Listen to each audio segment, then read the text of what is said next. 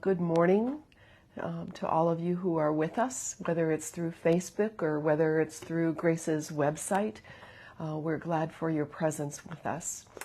We take a few moments in this morning time as the day is still young especially we do this during Advent, to center our thoughts on the God who loves us always. The God who was and is to come. So I wonder how your Advent is going. I wonder, are you full of busy making for the holidays that are ahead? Have you established a candle lighting perhaps, or some other way of marking the days? I continue to be tired and trying to regain my stamina, and so things are going a little bit more slowly perhaps than they have other years.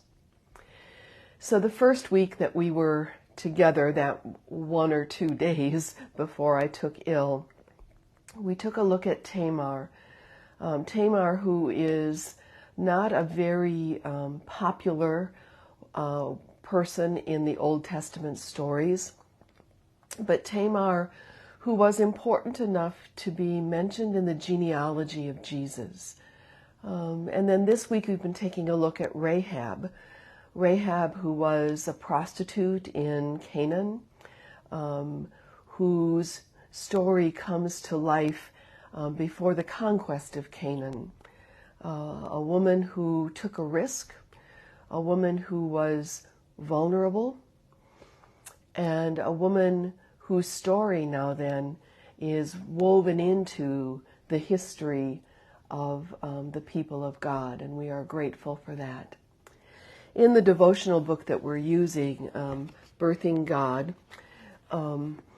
we have not only scripture readings about these 4 women, but there are also other readings from the prophets and even from the New Testament that we take a look at. And today is one of those. The reading is from the 5th chapter of James. Please hear this. Be patient, therefore, beloved, until the coming of the Lord. The farmer waits for the precious crop from the earth, being patient with it until it receives the early and the late rains. You also must be patient. Strengthen your hearts, for the coming of the Lord is near. Rejoice. Patience. We all remember that favorite prayer, I want patience, Lord, and give it to me now. Patience. Waiting is not something that in our society that we do easily. I remember the story about a young child who was watching a butterfly emerge from the cocoon, and the young boy decided to go over and help the butterfly. Excuse me. And so he went and he peeled open the cocoon so that the butterfly could more easily get out. And he went back sometime later and saw that the butterfly had not survived. And the reason for this was that the butterfly needed to do the work of getting out of the cocoon in order to strengthen its wings. And without that work and that strengthening, it could not survive. Waiting.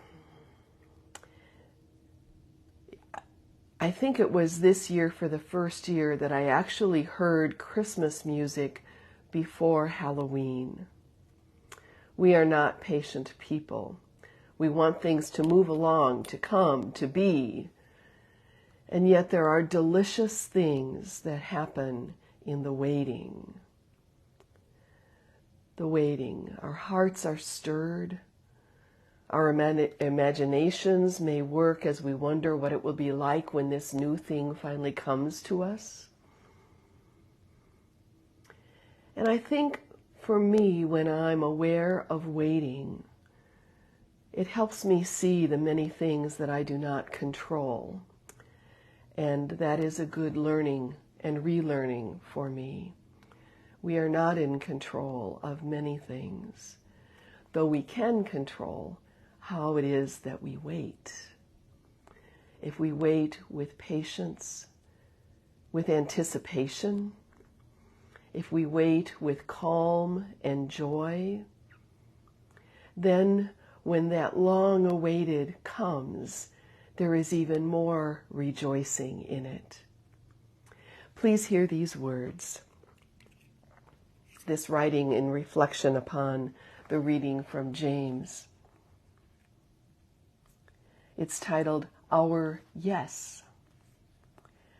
Just as the steps begin to weary on a journey that began with so much promise and hope, there comes a brief respite while we pause in our journey to Bethlehem. That pause is filled with expectation of rest and renewal, of joy and anticipation.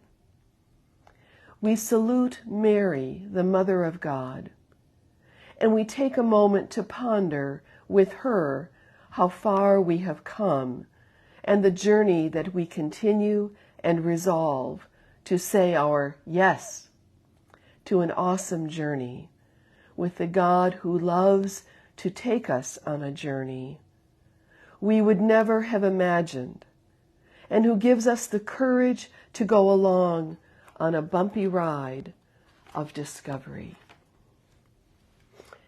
So, my friends, my prayer for you this day is that as we are on this journey to Bethlehem, this journey of Advent, that we see these days as not merely a countdown to Christmas, but also a day in which God's love for us is revealed time upon time, when God's tender hand leads our way on this journey, to which we then join our yes.